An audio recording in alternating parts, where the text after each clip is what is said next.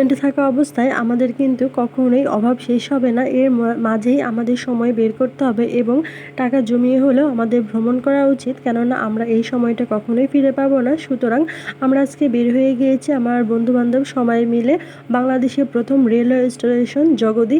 আমাদের আজকে গন্তব্যস্থল ছিল জগতি। আমরা বের হয়ে চলে গেলাম। অবশ্য জগতি রেলওয়ে স্টেশনটা অনেক দিন ধরে বন্ধ ছিল। অবশ্য জায়গাটা অনেক বেশি সুন্দর ছিল, মনোরম পরিবেশ, ভালো লাগছিল। সেখানকার ভালো লাগার একটা জিনিস ছিল, অনেক বড় একটি বকুল ফুলের গাছ ছিল এবং সুন্দরভাবে বকুল ফুলগুলো বিছিয়ে ছিল। তো আমি কিছু বকুল ফুল কুড়িয়ে নিলাম। একটা মজার বিষয় কি জানেন, এখানে প্রতিযোগিতা হচ্ছিল কে কার গার্লফ্রেন্ডকে কতগুলো বেশি বকুল ফুল উপহার দিতে পারে। সেজন্য ভাইয়া দুটি তাদের গার্লফ্রেন্ডের জন্য বকুল ফুল কুড়াচ্ছিলেন। দেখেন, বেশ কিছু কুড়াচ্ছেন গার্লফ্রেন্ডের মন রাখার জন্য। আর কত কিছু করতে হবে।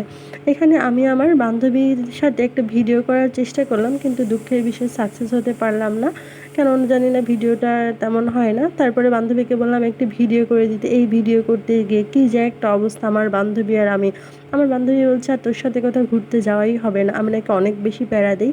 আর কে রয়েছেন যে কখনোই এর দৌড়ানি খান নাই, সেখানে গিয়ে আমাদের যদিও দৌড়ানি দেয় নাই, কিন্তু আমরা অনেক বেশি আতঙ্কে ছিলাম যদি কখনো দিয়ে ফেলে তখন।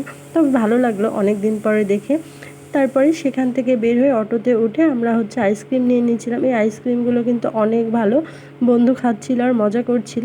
তারপরে সেখান থেকে আমরা চলে এসেছি একটি নার্সারিতে একটা দোলনা ছিল, আমার বন্ধু সেখানে একটু আরাম করছিল, তার কাজই তাই।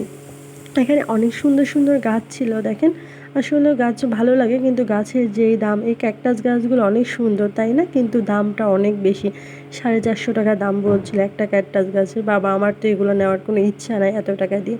তারপর এখানে দেখেন কত ছোট্ট একটা গাছে আম ধরেছে, আমার অনেক বেশি ভালো লাগছিল।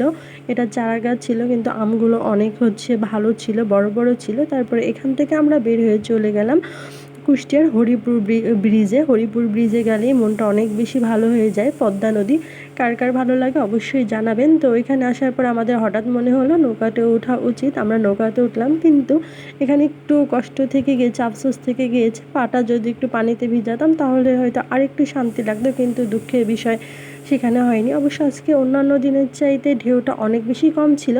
তো আমরা সেখান থেকে বের হয়ে একটা রেস্টুরেন্টে চলে আসলাম খাওয়ার জন্য। সেখানে আমরা নান এবং চিকেন চাপ খেয়েছিলাম। তো এখানে আমরা মেনু দেখে অর্ডার করে দিই। অর্ডার করার বেশি সময় লাগেনি, 5-7 মিনিট পরে খাবারটা চলে এসেছে।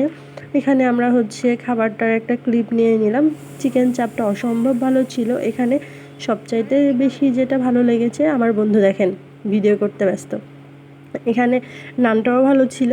নানের সাথে আমার চিকেন চাপটা ভালো লেগেছে, কিন্তু এখানে মেয়োনিজটা একটু কেমন ছিল জানেন, মেয়োনিজটা ছিল পুরো একটা কনডেক্স মিল্কের মতো। মানে যদি এত মিষ্টি না হয়, একটু কম মিষ্টি হতো তাহলে ভালো লাগতো। এর মাঝে একটা কথা বলে থাকি, আপনারা যদি আমার ভিডিওটি নতুন দেখে থাকেন তাহলে অবশ্যই চ্যানেলটি সাবস্ক্রাইব করবেন এবং পাশে থাকবেন। আপনাদের একটু অনুপ্রেরণা এবং ভালো লাগে আমাকে করবে। তো আসসালামু আলাইকুম, সবাই কেমন আছেন? আশা করি ভালো আছেন। আল্লাহ হাফিজ, আজকে এ পর্যন্তই।